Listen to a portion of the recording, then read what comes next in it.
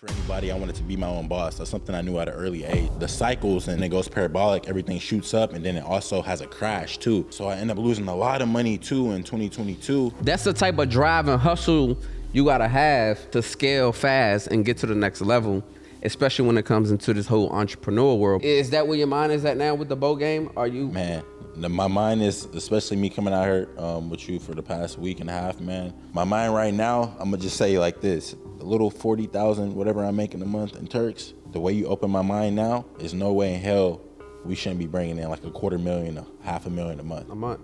Like seriously, bro, the boat chartering industry is really one of the fastest ways you can become a millionaire. Yeah. Like honestly, if you get in the right area, it's one of the fastest ways you can become a millionaire. You know, with the right marketing, it's one of the fastest ways you can really get to it. What's going on, ladies and gentlemen? Welcome back to another episode here on the Talking Personal Podcast. Probably one of the only podcasts that you will probably cry, laugh, learn some shit, a whole bunch of stuff in one episode. But ladies and gentlemen, as you know, our goal each episode is to change one life through each episode. Today is a very special one. Today is gonna be great, and we probably go through all of those emotions today, all right? But it's special because I have one of my very own mentees, one of my guys who he really just jumped out there on faith. He's 24 years old. He started when he was 22 with me, and we've been locked in ever since. He's like little bro now. But today we just gonna talk about a lot. But ladies and gentlemen, without further ado, I got my little bro. I got my platinum mentee, Mr. Felton from San Diego. What up, bro? What up, what up, what up? Listen, man, it's always a great time when you come around because we got a lot of similarities. We got a lot in common. You're a young nigga that's really just getting to it, and that's one of the things that that inspires me about you. The fact that you young, and I see a lot of me in you. This young dude that's trying to get to it the legal way, take care of the family and so forth. And it's been a pleasure being someone that you look up to.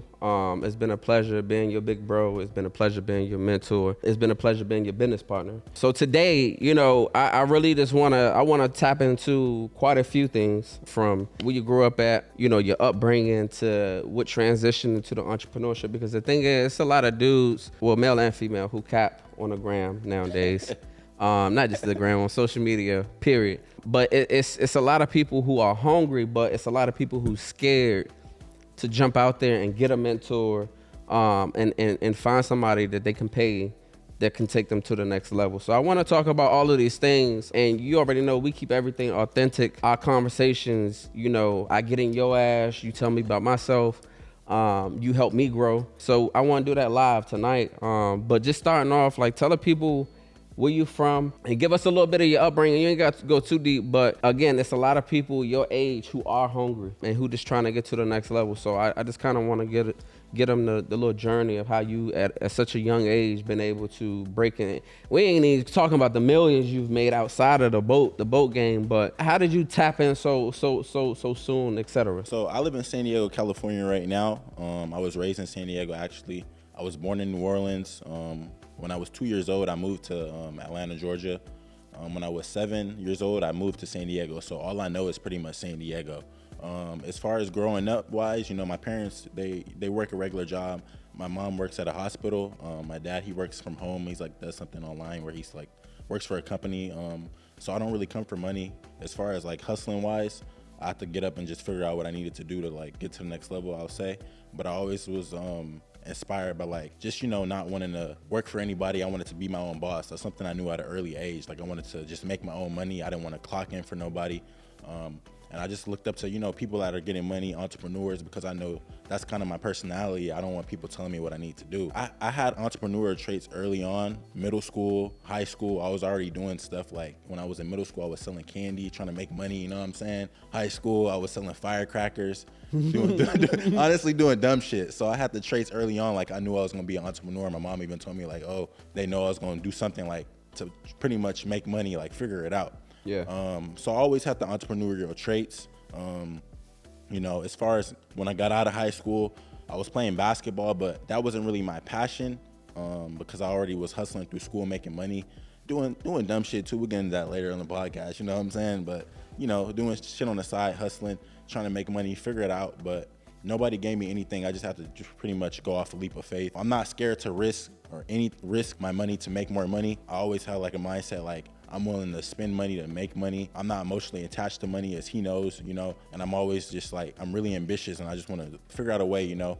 I can pretty much better myself and get around the right people. That's what it comes down to, is if you're gonna get around the right people, you get the connections, you can really make something happen. So I was just fortunate enough to run across Boat Goat on YouTube, but you know, we'll get into that a little bit later, how I ran across you. But I think it's important for the people to know where it really started at, because and just like you, I've been a hustler all my life. Like I was out cutting grass and shit when I was a youngin'. I used to go down to North Carolina with my cousin Ebony, and me and my cousin will go out and cut grass and shit. Yeah. And I used to keep all the motherfucking money. I give him a couple dollars or tell him he got some juices. But I knew early on I was the goddamn boss. We still talk about that shit to this day. But same shit in high school.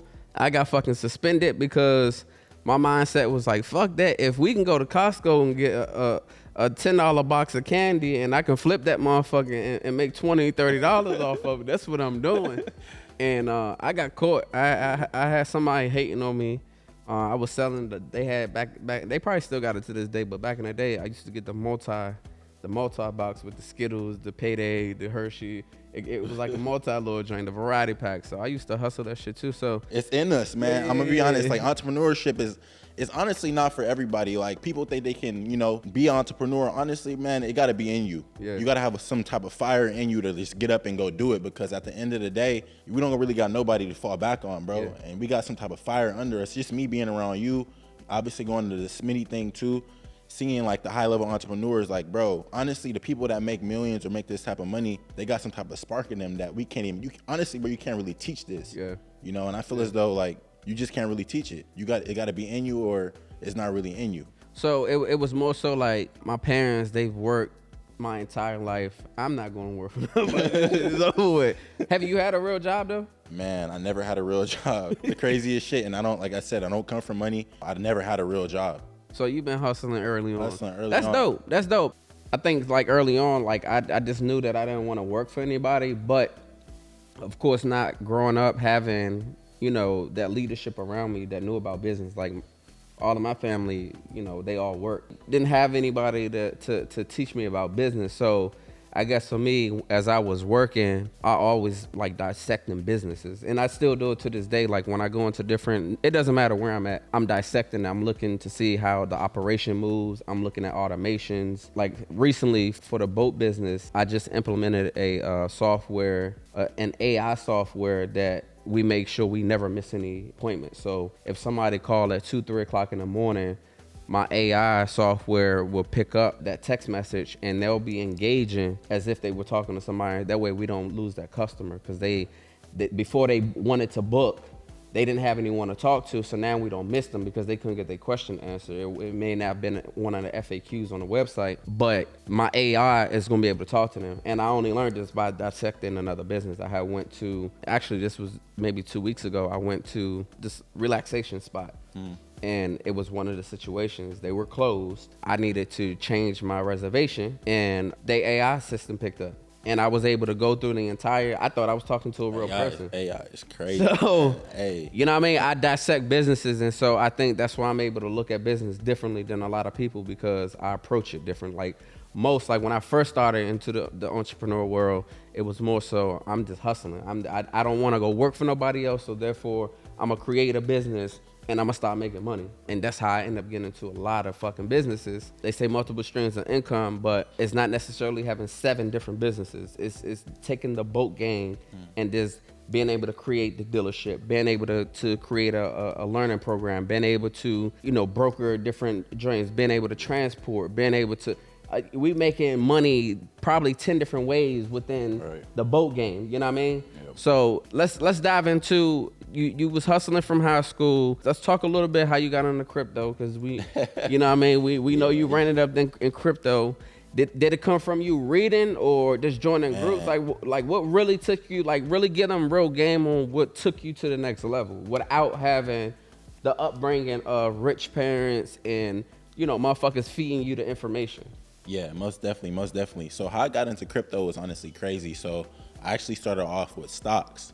I was always like you, man. You know, once we see money, we see it. You know what I'm saying? So I always was trying to like I said, figure out a way to put my money in something to make more money. I wasn't dumb. You know, I wasn't good in school though, like with my grades wise, because you know I have really bad ADHD, so it's hard for me to focus, man. Just like you. How I pretty much got into crypto was I actually started with stocks. So I knew stocks will obviously, you know, you put your money in, you get an ROI on your money. So you invest something, it'll go up. So I started off with investing in Tesla stock. So that was my first stock I got into, and this was back in after high school. So this was 2019. I got into Tesla stock. I invested also in another electric vehicle company called NIO. So I invested all the money I saved hustling. You know, I was selling weed, you know, doing shit, selling weed. I invested my money in stock. So I put around like, I believe like 14 grand in the Tesla stock at the time. I forget the exact price it was. Oh, this nigga was moving pounds. I was moving pounds. I was hustling, like I said, man. I was just trying to get to the money, man. But I had put my money in Tesla stock, a little bit in the NIO stock, because I was reading at the time electric vehicles was like booming, like it was gonna go up in price pretty much. So I learned on YouTube. That's how I actually like learned. I went on YouTube. I seen some videos. Whoop-de-whoop. I put my money in there, and then my money was in the stocks, but my money wasn't really going up that fast. I'm like, damn, this is kind of slow. So I ran across like a little YouTube video at the time, like a cryptocurrency coin. I'm not sure exact coin it was, but it was like, oh, invest your money in this coin, altcoin. It was an altcoin. It wasn't Bitcoin. It was like an altcoin. So for people who know crypto, you know altcoins is like an alternative coin than Bitcoin. It's pretty much like a smaller cap coin. That's a lot cheaper than Bitcoin, but that's how you get your biggest return. So it's like, oh, the video is like, oh, invest your money in this coin. You can 10x your money in this amount of time. So I'm like, yo, what the fuck is this? 10x. So if I put 10K in this shit, I'll make 100K. So pretty much I looked at the video. Okay, I remember the coin now. The coin was Uniswap. That's the name of the coin. So, Hey, don't y'all go and try that goddamn go get Uniswap. This shit is over with. It's done. Man, I got a crazy story. So the coin was actually Uniswap. I remember now the coin is called Uniswap. So Uniswap is an Ethereum token. Pretty much, you know, you can swap different currencies on that, on Uniswap. So I took my money out of the Tesla stock and the NIO because obviously I looked at the charts of cryptocurrencies. They were going up a lot faster than stocks. So I was like, damn, why is this stock going up 10, 20% over a month, but you got a cryptocurrency jumping up 200%, 300%. You know, for people who don't know what that means like you 2x your investment, you 3x your investment. The shit is jumping up like that in 1-2 days, a week. I'm like, damn, this shit don't make no sense.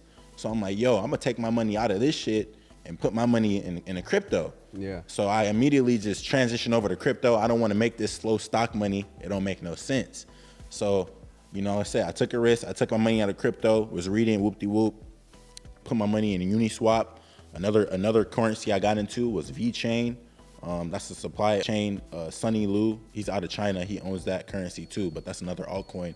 That's the first altcoin I actually like that got me to like the millions, bro. But I'll get into that in a little bit. But so I converted over from stocks to crypto. You know, I put my money in there, and then within like the first couple weeks, bro, my shit jumped up. From what I remember in my head, my shit went from being like at like 15K. I more than like 150% it. So I think I made like, my portfolio was like 45K. Like the shit at that point, bro, you gotta realize at this time I'm like 20 years old. So the shit didn't even make sense to me. Like, what the fuck?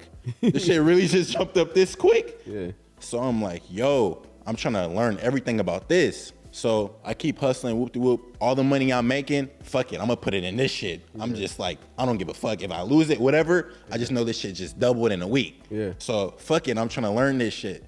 So I put my money in, you know, I put more money in over time. I invested in another coin, XRP, another one, Chainlink. I had a little bit of Bitcoin too at the time because I was using it on like the web and stuff, but I was really investing in the altcoins because I knew that was gonna give me the best return on my money. So long story short, I ended up saving around like, you know, hustling, making another like, I don't know, like 30, 40K, whatever. I'm putting in a crypto, but mind you, my crypto's jumping up because as you guys know, 2021, that's when the halving cycle happened with Bitcoin, and Bitcoin just skyrocketed pretty much. I think it was like April of 2021 when a lot of millionaires were created on accident, and I kind of caught that wave.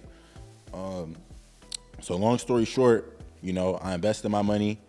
I caught the wave. I ended up making around probably like 1.4 million in crypto, but I didn't really know about like the cycles and, you know, the when it goes parabolic, everything shoots up, and then it also has a crash too. So I end up losing a lot of money too in 2022.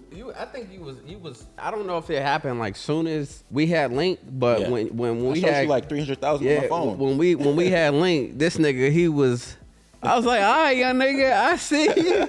Okay. Yes. Yeah, But I want to pause real quick because just like you know, I come from out of the streets, making a little money and taking my money and investing into businesses or investing into something that's going to have a bigger return, right? So I just want to pause here and just sit in that for a minute.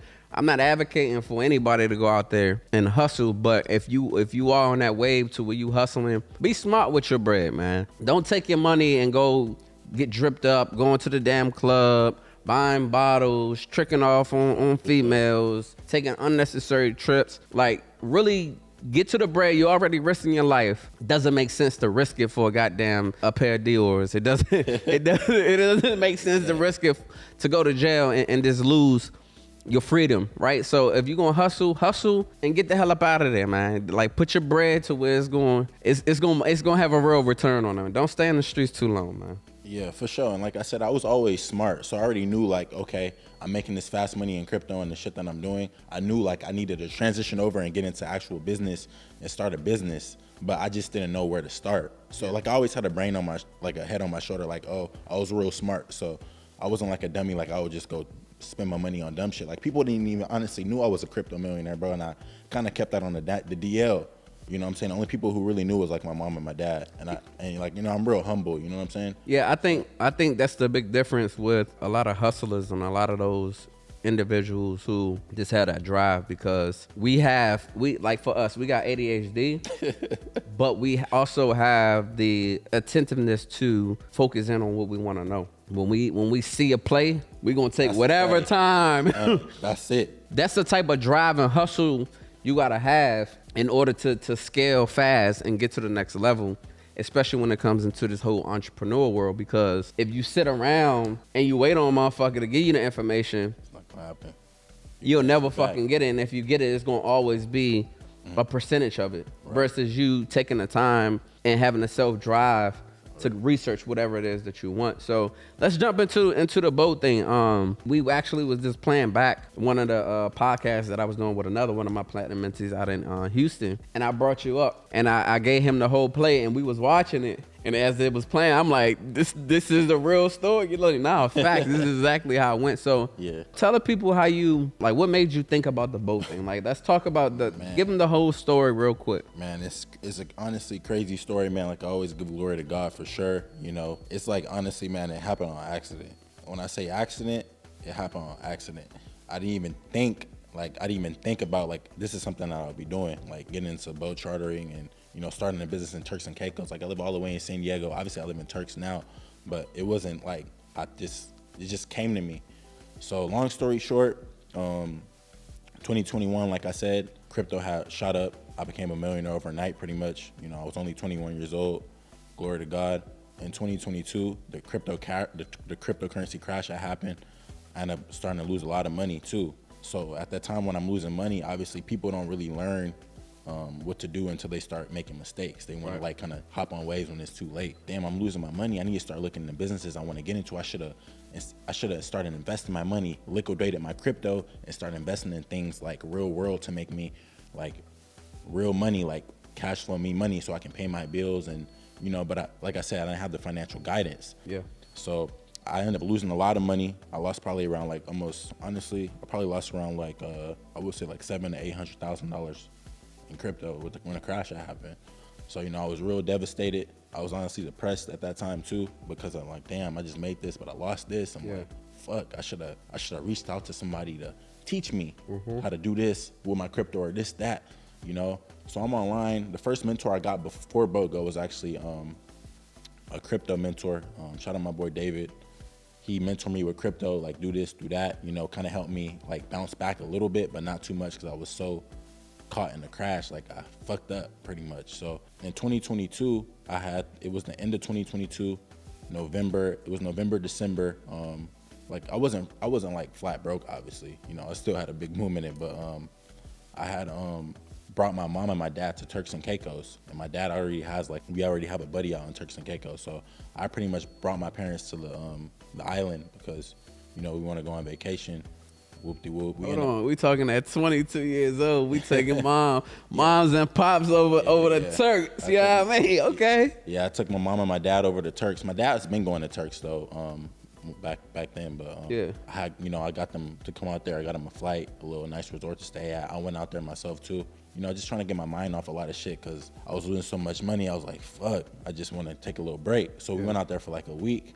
You know, as you guys know, Turks and Caicos is known for its turquoise waters, the beautiful scenery. It's one of the top tourist destinations in the whole Caribbean. So I was like, damn, we got out there. Damn, this water's, my mom's like, damn, too. They call me too, because, you know, my dad, people know me, my dad's name is Felton too, so I'm number 2. So people, my nickname is 2. They're like, my mom was like, damn, 2, you need to, we want to book a boat charter. We want to get on the boat and get on the water. So I'm like, all right, mom, cool, I got that. So, and then when she said that, I had called up the hotel at the time we were staying at was the Tides. The concierge in the front arranged for us to do a boat charter, right? So she arranged for us to do a boat charter.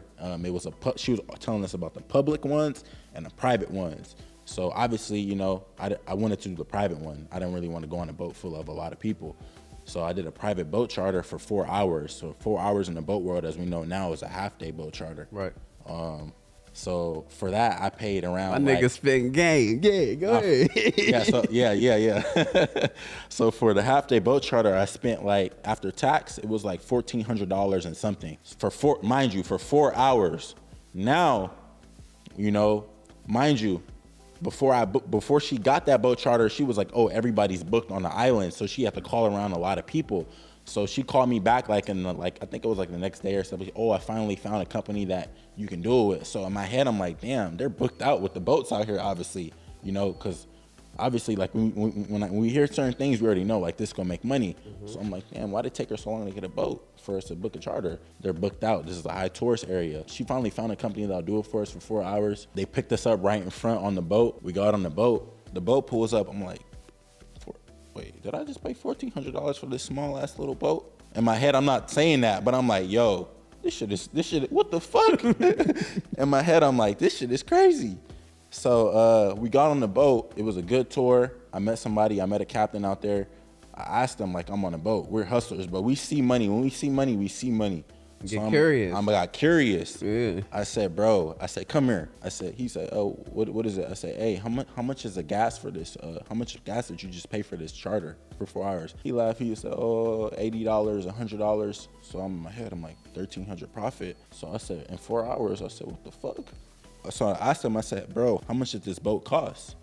He was like, oh, the boat cost, the owner probably paid like $50,000 for this boat, $60,000 for this boat. It's a hurricane boat, a little small boat. It probably hold like 8 to 10 people. So I'm like, what the fuck? In my head, I'm like, yo, $1,300 profit. The boat only costs $50,000, $60,000. So I'm like, okay, bro, how many charters a day are you getting? He said, bro, we're booked all the time. So I said, and I know they had a charter before us because we were the afternoon one. We were from 1:30 to 5:30. So they had one from 9 to 1. Yeah. So I'm like, yo, so the owner made $2,000 on a fucking boat that cost like 50, 60K. So you're gonna make your money back in 30 days. So at that point, young nigga got courage and started running them goddamn numbers. At that point, I had a spark in my head like, yo, imagine, because he said, oh, the owner got 2 boats. So in my head, I'm like, damn, so what if he got both boats going out?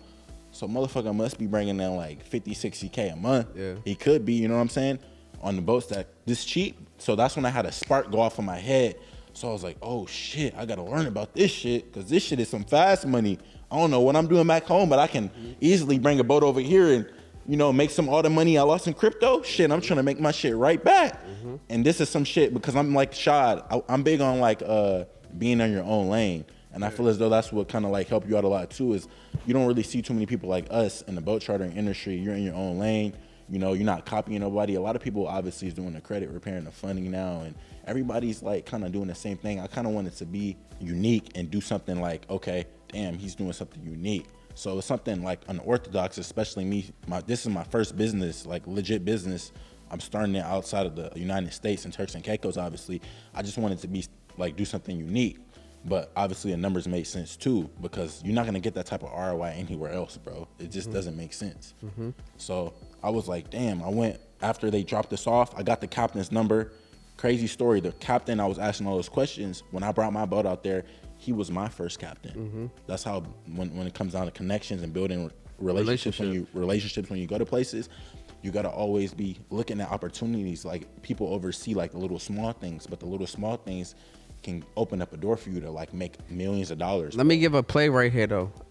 One thing that I've started doing a couple of years ago when traveling, because 9 times out of 10 when I travel somewhere, I'm going because I want to see what's going on over there, to see if I can start a business over there. But what I started to do was get at least one person's number in that location. So you know, I got numbers in Honduras, DR, Puerto Rico, like everywhere I go, I'm dissecting businesses and I'm getting to connect, because as we get into it, you know, you making thousands of dollars every day, and that shit is nonstop. So, but go ahead. You know, you got curious. Yeah. You start running numbers and shit, and so immediately what you did? Man, I hopped right on it because I already knew it was a no-brainer. Even like my mom, she was like, damn too, like when you after you got off that boat ride, she said, when I told her, I said, oh, I'm gonna do this. Like the first thing I said, I looked at my mom and my dad, said, oh, I'm gonna get in the boat chartering. Yeah. She said she seen this fucking spark in my eye, like, damn. He was like, you gonna do it. Like it was some type of like spark I had, like, oh, I knew like God had gave me that, like, this is what you need to go do. Yeah. But I didn't know exactly how to start it, obviously, but I knew this was it. I just was something was telling me like, oh, you need to fucking do this. Don't worry about nothing else. This is it. So I just followed my intuition pretty much. After the boat ride, the first thing I did was, you know, like I said, I got the captain's number. I stayed connected with him. I went to the back in my room, you know, on the laptop. I'm like, I had my laptop at the time out there. I'm like, oh, I'm trying to learn about boats. I'm calling other companies in Turks and Caicos. Like, oh, are you guys available tomorrow? Just being nosy, like, but I'm really trying to figure out the market while I'm on vacation. That's how I already knew, like, oh, this shit is gonna be for me. Oh, we're booked. Oh, they got a catamaran. Yeah. They got a what other boat? The first boat I was telling you I wanted to get. The azimuth? The axopar, but he's like, no, don't get that one. Yeah. So I'm reading about boats. Then I'm learning about, okay, a boat, you can finance a boat just like a home. You can put it on like a home loan term, pretty much like 15, 20 years. So you can pretty much finance a boat and only pay like a couple thousand a month.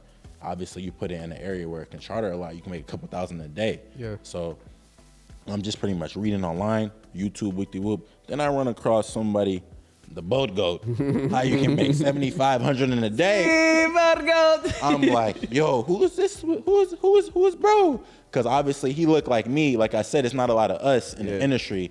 He looked like me. So who you think I'm look up to? Right. You know what I'm saying? So I looked up to bro. Obviously, I'm like, damn, let me reach out to bro and see if he can maybe like guide me in the right direction. Because like I said, I don't know shit about it, but I just know the shit's gonna make money, especially the area that I'm in. Yeah. So I reached out to bro, whoop-de-whoop. I said, you know, I reached out to you, the one-on-one mentorship, bro. I don't want nothing in between, bro. Yeah. How much it costs, bro? Because I already knew. You know what I'm saying? I reached out to him. I said, you know, I'm trying to come out there. You know, you probably didn't believe me how fast I did it, but I paid him $20K to just mentor me personally one-on-one. We turned into family now. He knows my mom, my dad, my whole family. The shit has completely just dramatically changed my thought process of making money, my life in general, bro. Like, right now, my business is heading towards making over multiple 7 figures a year. Once I get my other boats on my fleet, I already have 2 now.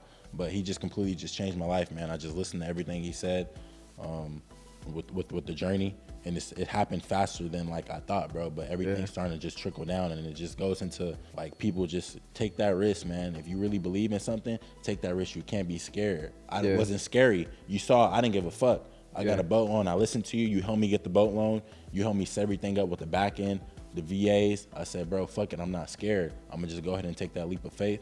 Yeah. And bro, you know, glory to God. It's happening faster than I thought. But when we connected, there was a little, he wasn't scared, but it was hesitation. And it's only because he was losing money. And also he don't have niggas do, you know, sideways shit, which I understood. So he like, look, bro, I'm going to shoot you 10. And then I'm going to fly out there and I'll head it back in with you. And I'm like, all right, cool. Let's go. I'm going to put you in my Airbnb. You can stay at my spot and we going to get busy. And that's what it's been. So, you know, it's great. It's great to see that, you know, you really just took the information and went all in. Now you just showed me the other day, you well over $500,000. We're talking about how now we can add more to the business and how we can scale, within the water sports. Because again, we don't have to make 7 different businesses. We just take that one business and go all in. So now we talked about adding, the boat cars. You already got the clear kayaks. Now we got the drone. So now we taking numbers from 15 to 16 to now 2 and 25 and 3,000. You got the food as an upsell. You was on the phone yesterday just talking to your chef and your assistant, like, listen, having a communication, meeting, like this is what needs to go on and this is what needs to happen. I'm busy. Y'all need to figure it out. This is what I want. This is how it's going to be. And it's great to see that you busting those moves because, again, a lot of niggas, when they start businesses, it's a side hustle. They not really looking at the KPIs. For those of you who don't know what KPIs are, that's your key performance indicators in the business. It's telling you what's failing the business and what's helping the business scale. So obviously yesterday you was talking about you need to get a schedule. Y'all need to have, this amount and that. So it was good to see that. But we talked about also to lock all the way in, right? You're a young nigga, you making a shit ton of money, but it's also, we also got to make sure the distractions right our way. So let's talk about, we gonna get to, the money and how you making thousands of dollars a day. And shit, ever since you've been here almost a week, over a week now. Been here a week. Honestly, I probably made at least, like, since I've been here, I probably made at least like 12 grand. Yeah. So we gonna get into that, but let's talk about some of the hiccups you've had. Like we know as Americans, it's a little challenge to go overseas, but it can be done. And when it's done, the reward is definitely oh yeah, most definitely fruitful. You know what I mean? So let's talk about it. What have been some of your run-ins? Let's talk about the jealousy that you have, from the locals. Like let's get them real game on. This shit can be done, but you gotta be self-driven, you gotta be self-motivated, and you gotta be locked in. Like, talk about the shit that can happen, because we don't want to just call it good. Let's talk about the bad. I mean, you see, obviously, we're up here, it's easier said than done. It's, we're making it seem it's all good, but like I said, entrepreneurship is not for everybody. It comes with a lot of bullshit. You're going to come with a lot of like weird shit you never ever even expected, even from people that's closest to you. Yeah. Me starting a business in another country, obviously, I wasn't born in Turks and Caicos, I have the connections there, but I feel as though me going over there is definitely a lot of like jealousy, as you said. People that's working for me, you got to realize I started my business when I'm 22 years old in a whole nother country. People that's working for me, they're already older than me. They're like in their 30s, mid 30s, whatever. So, I have to kind of grow up. I wouldn't say grow up, but I have to like man up real quick and handle my business a certain type of way, because I don't want people looking at me like I'm a little kid, because I'm a lot younger than them. Mm-hmm. So, I wouldn't say like everybody's like super jealous, but like the hurdles and the hiccups you got to go through dealing with like certain people, what I'm saying? You got to know how to move pretty much. And I think one of the fixes to that is, and it's something that I learned because I also dealt with that here in DC. Yeah, they did I think like $1 billion reconstruction down where my office is at, and when I initially went there, it's like they was there for me. They wanted me to do the boat shit there. Mm-hmm. All alone, they was just taking my work and the shit that I put together to go and replicate it, to where I ended up not doing it. But what I learned from that situation is we don't have to be the face. Right. Put a motherfucker in the seat and let them show face. Right. That's been helping me in a lot of situations. A lot of deals that I've been doing lately is, all right, you do it. I don't need to show face. When I first started, as an entrepreneur, I wanted my name on everything. Right. My first business, Crossing Shuttle Services. Now Shaw's and Miracle. Like, I've now grown out of that to where now let me really just move on the radar. It doesn't have to be Shaw. Even down to R&B Water Vibes. Like, I realized last year I kind of like went tunnel vision R&B Water Vibes versus R&B Water Vibes being its own brand. It doesn't have to have Boat Goat there. It doesn't have to have Shaw there. It needs to be R&B Water Vibes. So in situations like that in business, when we have them real haters, because that's at the end of the day, that's what it is. It's a hater. Pretty much what it is. And a young nigga come through and killing it. and just making all this bread. It's like, who the fuck is he, and why the Right. fuck he here doing it? That's just a fix for anybody. I mean, anybody that's dealing with that situation in any capacity. You don't have to be the face. Like, it's okay to find that spokesperson, you know what I'm saying, to come out and deliver the same message that you would, you know what I'm saying, deliver. You know what I mean? Yeah. Again, you having those challenges within, you know, the work field or your business. Just learn how to fall back, put a system in place to where it's automated and it don't even need you. Yeah, you it know don't what I even mean? need you. You don't got to talk to You know what I nobody. mean? Now- You can just sit back. And you, like you told me, man, you want to make sure you delegate tasks out to people so that way you can get your time back. You don't want to be working in your business. You just want to work on your business. And that's what he's pretty much, you know, teaching me now. I need to get my time back so I can just focus on building my business and taking a step back and investing in other things, you know. You got a lot of stuff going on. So make my money, investing in different things, real estate, like you taught me, a lot of different things, funding company. So you always want to have your time. It's more important than money. You want to make sure you have your time. And that's pretty much what I learned best from you, man. I did not see you do that. You want to really delegate things to certain people. That way you can just have your time, man. Because money's not, believe it or not, money's not more important than time. We can't get our time back. You can always make your money back. Yeah.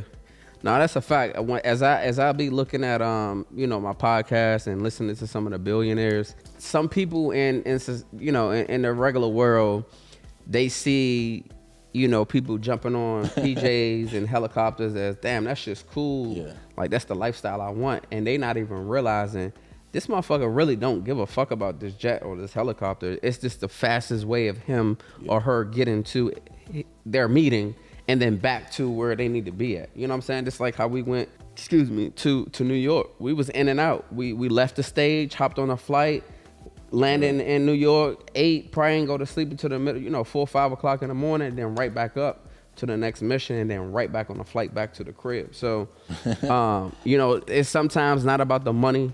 You know, sometimes you got to pay for the convenience so that you can just get in and out because you need your time. I needed to get back here. I got to go to Atlanta, you know, to finish the deal off that I got out there. I'm literally going to go out there, meet, hop back on the flight, get back here.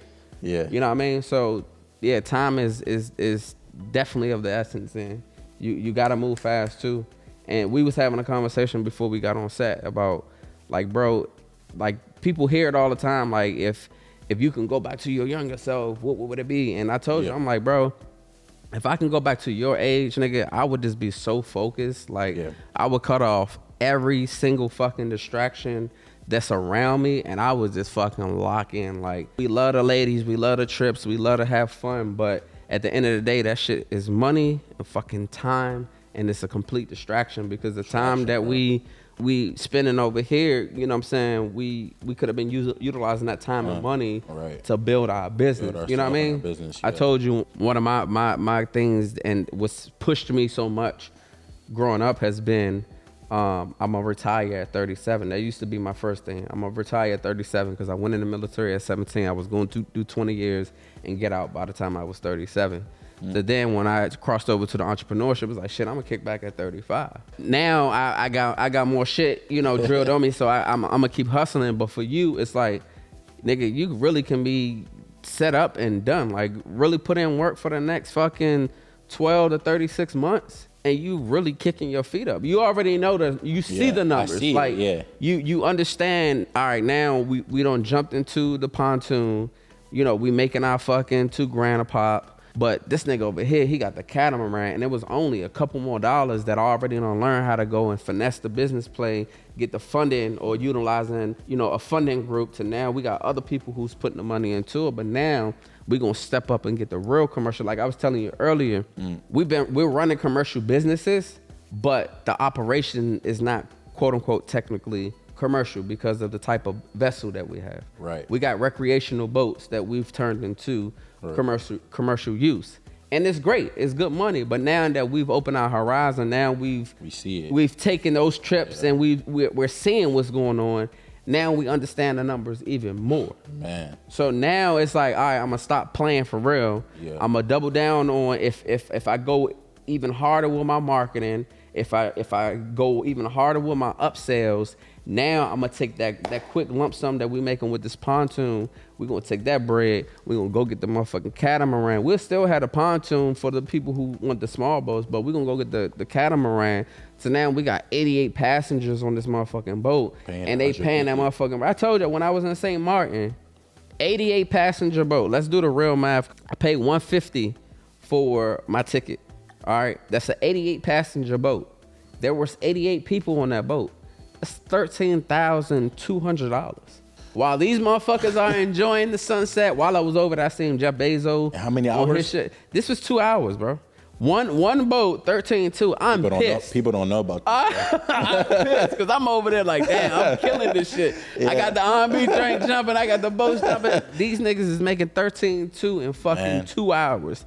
Not to mention, they had the other fucking boat that had dinner included, which was another extra $100. So now we went to $250 per hour on the 88 passenger boat. That's 22 racks. Man. That's fucking $35,000 in 2 hours. They only invested $200-something thousand on this boat one time. Cheap. And people is looking at the price like a boat's like, oh, boats are expensive, 300, 500K, 400K, $250,000. Like the type of ROI you gonna make on it, you can make that back, especially if you set it up the right way with the marketing. Man, you gonna make that right back. You gonna make that right back like in a couple months. To be honest with you, like how much was my boat? Like 92,000. Man, I made that money right back. That shit is for free now. Yeah. People just think about the price because they have a scarce mindset. Like, oh, that shit's too expensive. Like, bro, you gotta stop thinking like that. You gotta think about how much money you can make on it. How this gonna be an asset to you. You gotta open your mind and, like you told me, like, bro, you gotta think bigger. Yeah. You know, the couple thousands a day I'm making, whatever. If you're making a couple thousand a day, 2-3K a day, bro, you can be making 20-30K a day. Yeah. People just have a small mind, like they don't think like, oh, it's possible. I think, even for me though, I think I was focused on expanding left and right versus up and down. Meaning I was focused on becoming the largest rental in the DMV, which we did that shit within the first couple of years. I wasn't focused on having the real commercial boats because I'm like, damn, 300,000, I can go buy me 10 of the pontoons, and not even realizing, nigga, if you invest that 200,000 one time, that bread gonna come right back to where you don't went and bought 10 different pontoons. Now you got 10 different pieces of equipment, 10 different slips. I wasn't looking at the money, fully. Right. I was looking at the immediate. Damn, if I got 10 boats, put all them bitches out for 1,200, I'm making 12 bands in 3 hours. Fuck it, that's running. Nah. No. When I could have made that same fucking lucrative amount of money in 2 days. But talk about the journey though. So, because again, it hasn't been. We talked a little bit about the jealousy. What have been the other hiccups or run-ins that you've had? Because the thing is too, they afraid to get in because of the quote unquote overhead that they have. Does it hurt your pockets to pay your captain? No, because I'm profiting. Okay. Let's break down the good and the bad, the pros and the cons. Man, obviously like I'm saying, it's a lot of good to it. It's more good to obviously than bad to it, but any business you're gonna have negatives as well. I would say the main negatives is if you don't really have the knowledge and how to set up the back-end systems, you're going to be just working all day. I think that's the most crucial thing when you're setting up a business like this is you want to hire a VA to take care of, your bookings, like you taught me, take care of, logging your food, your drinks, whatever, your gas. You want to take care of the little small things, but those are the most crucial things. Yeah. So let's break that down. So for me, when I hear you say that, when I hear you say we not only do we have the charter, now we have to know how many people are on a boat. Now we need to know if we're not doing buffet style, exactly what they want to eat. So that means in a back end, in order for it to be a smooth process for us, we have to have a system in the back end that allows the customer to fill this out for us. Meaning when they go and do their booking, after it's confirmed that they, or even before they even pay for it, they can build their own plate. Like, are you doing it individually or buffet style? I'm doing it individually. Right. That's how I pay my chef individually per person. So if it's a half day. So they choose what they want on the menu? It's a set menu already. So for half day, we already have a set menu. For full day, we already have a set menu. That's what I'm saying. Is it buffet? Like you bring them fish, you bring them rice. All right, so it's buffet style. All right, so I mean, if it's individual, because some people, like for example, if they need vegetarian, like we got to think about that too. Like it's not just they don't eat the fish and the lobster and the shrimp. We got vegetarians on here. So on our back end, we need to make sure that the customer can go in and select. All right, we want snapper. We want carrots and shit like that.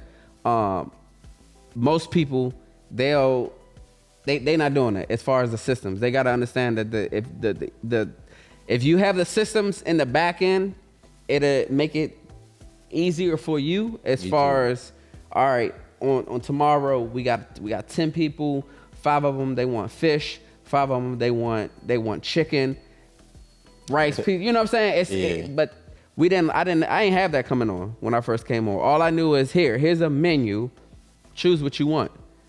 And that put me in a fucked up situation, because if I got 10 people on this boat, 2 want chicken tenders, 2 want hot dogs, 2 want, it's too damn much. I had to create a system to say, all right, this is what's on the menu, select from here. If this is what you want, bam. Right, yeah. So my menu is pretty much easy, it's straightforward. It's a set menu, so I don't really got to worry about that. Yeah. You told me, like, obviously. Don't overcomplicate it. The mistakes you learned, the mistakes you went through, you pretty much already put me in place not to make the same mistakes. So that's why, getting a mentor, the money you spend on a mentor, you're going to spend it. Say if you didn't get a mentor, you're going to spend way more money losing it by not having the right guidance. So you might as well just spend it to get the cheat code. Nah, that's get the key fast track, the blueprint, and you're going to just excel faster. So that's what helped me. You got to realize I've only been in business for a year and like 5 months.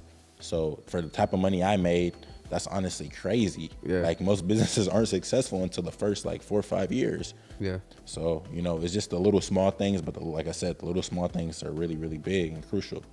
What's something that if you can go back, if I would just do this, it'd take me up another $20,000 this month. Man, okay. So if I had to change one thing right now, I would have got into the bigger boats. Instead of the smaller boats, I would have got into the bigger boats. I'm explaining to you why. I would have already had invested a little bit of more money. Instead of the $92K for the Tri-Tune, first boat I would have spent $250,000 on it, right? Because the ROI every day, it would have been higher. I would have bring in at least, like, with the public tours, Turks has the potential to bring in like at least $7 to $12K a day profit, especially if you're on TripAdvisor. You can bring that type of money in a day. Let's talk about that right quick. So, TripAdvisor, get them a play about TripAdvisor. What is TripAdvisor? How do you utilize it? Man, TripAdvisor is pretty much a platform. It pretty much gets all the destinations around the world. They have like little excursions, little events going on. You can pretty much list your business on TripAdvisor, and people can book it through TripAdvisor to come to your business. What's the percentage that they take? You can decide what percentage they want to take, but obviously the more percentage you want to give TripAdvisor, the more they're gonna pretty much push your business for you. So I got an algorithm, in the back end right now. I have somebody that I know that pretty much, he knows all the like loopholes in TripAdvisor, where he pretty much can promote my business a certain type of way by giving them a certain percentage. So that's a whole play right there in itself. But outside of Google Ads, TripAdvisor, a lot of tourists utilize that. So tourists will go on there, they'll see your boat listed on there, they'll just be booking it. Especially if you have a public boat, that's a public tour is different than a private tour. A public tour, people usually in Turks pay like $150, $165 for a half day, but for a private tour, it's like a set price. You got to pay like thousands. So a public tour boat, like a catamaran sized boat, you can hold like 60 people. Some can even hold 100 people. But if you do the math, $160, $150 times 80 people, I don't know how much that is off the top of my head. Yeah, that's like 80. Say it again. What was the math? Let's just say 60 people. 60 people times like 100 and I think the base price is like $170 per person. Yeah, that's 10 racks. 10 racks. So do the math. If I spend $250,000 on a boat, $250,000 on a boat, you make that shit back in a month. You make that shit back in 1 to 2 months. Because I'm in a high tourist area. Obviously we got the marketing. Obviously we're not gonna say everything on camera. Right. He got the secret sauce. We can't drop everything on camera, but you're gonna make your money right back. And not to mention, a boat is gonna last forever. You done made millions of dollars off the chartering. By the time you got to replace the little cheap engines on the boat, which you got to spend like $30K on the engines, but you ran up millions of dollars. Yeah, it's fiberglass. That's a boat gonna last forever. One of the biggest things that like people, what about the maintenance? Like right now, one of the videos that we were shooting on the boat is going viral right now, and one of the dudes was in there. He's like, yeah, but what, you ain't talk about the insurance and the maintenance and all that. Nigga, we not worried about no fucking $1,000 maintenance. Couple thousand, $30,000. $1,000 insurance. Yeah. We making that shit every day, all day. What are we worrying about that for? I want to talk about expansion. Now that you've seen what Turks is doing, what's your mind outside of going bigger with the boats? Like, what are you thinking now as far as the boat rental industry? Like, man, are you seeing that you can really just double down and go all in, get a couple of other locations? We ain't gonna say the location, but you and I both, we scoped out another location and we seen how they moving from 5, 6 o'clock in the morning to fucking 1, 2, 3 o'clock in the morning. Like it's like it almost never stops. It never stops. Is that where your mind is at now with the boat game? Are you? Man, my mind is, especially me coming out here with you for the past week and a half, man. My mind right now, I'm gonna just say like this: the little 40,000, whatever I'm making a month in Turks, the way you open my mind now, is no way in hell we shouldn't be bringing in like $250,000, $500,000 a month. A month. Like seriously, bro. The boat chartering industry is really one of the fastest ways you can become a millionaire. Yeah. Like honestly, if you get in the right area, it's one of the fastest ways you can become a millionaire. You know, with the right marketing, it's one of the fastest ways you can really get to it. My mind right now is shifting in towards like obviously bigger boats. Obviously we can't really say a location, our next location, but man, it has so much potential. It's crazy, man. Like it's ridiculous. I can't even put it into words how much potential it has. It's crazy. Yeah. What's been one of your go-to marketing tactics? What's been one marketing tactic you've used and that shit just hit every single time? I mean, I don't even want to really say it on camera. Oh, we gotta get them real good. What's been a one? Go ahead, give it to them. You want me to really drop the sauce right now on camera? Give them one gem. If they were in your seat and they needed, they just starting off and they need to get their business jumping immediately. Okay, so if you're in a tourist area, this is one gem I'm gonna drop right now that I made I probably made like over 6 figures already just knowing this alone. So if you're in a tourist area, they have Facebook tourist groups. It's like little tourist forum groups too on I forget the site she uses. But it gives you opportunity to post publicly like, oh, things to do in this area, whoop-de-whoop. So you can pretty much go on these groups and you can post like your business. So you go post your business, oh, obviously you charter boats. The new tourists that are coming to this area, they'll be able to see your posts. So they'll see your posts, you know, you'll get a lot of calls a day, you'll get bookings off of it. That's a play right there. So that's a crazy play right there, you know. I say that shit on camera, but you can run up a bag just with that alone. Yeah, that's definitely something that like getting into tourist groups like or like things to do in this area, like things to do in Miami, things to do in Turks and Caicos, things to do in Puerto Rico, things to do in Hawaii, whatever these high tourist areas. What you do is you go on those pages and you post like, oh, your business, your company, we do boat chartering. A lot of people are gonna be calling you because the new tourists that's coming to this area, they're gonna be calling, oh, we want to book your boat. Oh, we want to do this. We want to do that. That's a good way to excel your business. And obviously, like Google, SEO, you hire somebody to run your SEO on Upwork, Fiverr, like you taught me. SEO is search engine optimization, obviously, for people who don't know what that is.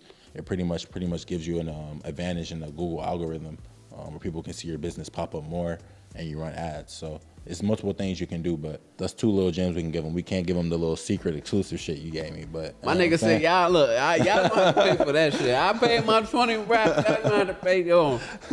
Listen, ladies and gentlemen, I hope you have enjoyed this episode. You heard it live and direct from one of my mentees himself. Again, it's gone from mentorship to now brotherhood, business partners. If you sitting on the edge, if you straddling on the fence, just go ahead and stop. Just go ahead and invest in yourself. Don't forget, you can click down below to join my mentorship. Fill out the application, see if you qualify. And as you can see, you can make hundreds of thousands, if not millions, in the water sports rental industry. Ladies and gentlemen, I hope you enjoyed this episode. Don't forget to like, comment, and subscribe. And we'll see you on the next one, man.